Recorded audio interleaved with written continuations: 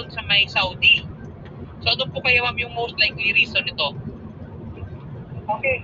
Attorney General, unang-una may magandang balita po ako sa inyo, no? Lalo na po kay Andrew at kay Rosalari. Actually, nasa foreign recruitment agency accommodation na po ngayon sa, no? Ito pong si Melita, may exit visa na po siya, nagpa-flight na po siya, pauwi na po siya, Rosalari po, no? And Andrew sa Attorney General. Meron na kaming plane ticket niya. Ang flight niya po, from Daman po, alis po siya ng October 14, narating siya ng Pilipinas, October 15 po. So ito po ay sa Wednesday, no? 11:55 a.m. Sa iyong Terminal 3. So uuwi na po siya, dinadaan po na siya, Attorney General, mamaya po, no? Dinadaan po siya sa Migrant Workers Office. Ayan. Para po meron po mag-raise ay ma-settle po. So, Ayan po. Attorney, Attorney, maraming salamat talaga na makabilis din yung aksyon.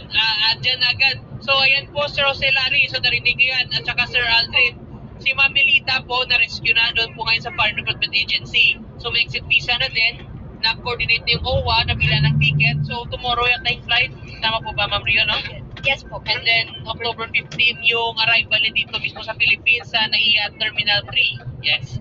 So, ayan po sir. Ang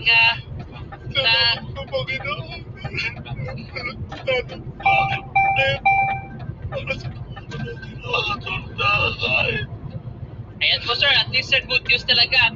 Pag makausap talaga natin to si Attorney Sherry Malonzo, mabilis talaga ito mag-action. So, ano po sir, may gusto po ba kayo sir na sabihin po sa magandang balita po na inihatid po sa tulong po ng OWA? Maraming salamat po sa pagtulong niyo po sa kasama ko na maibalik.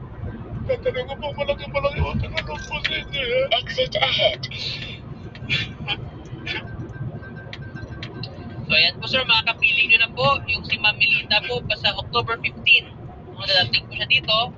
Pero ang dadaan siya muna po sa may migrant workers affairs, no, para po sa mga yung usual po na protocol lang. And then makakasama nyo na po siya. At least ngayon alam natin po na safe siya, healthy and sound, and makauwi po siya.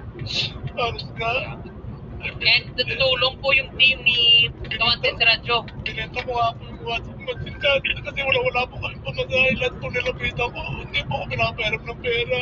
Eh talagang magulo na isip ko. Ginawa ko, pinahan ko ng bayan yung washing machine namin para may pamasahelan po rin yung party nga. Wala na nga po kami kinakain sa bahay. Gawa ng siya lang po inasa po namin mag-sustento sa akin.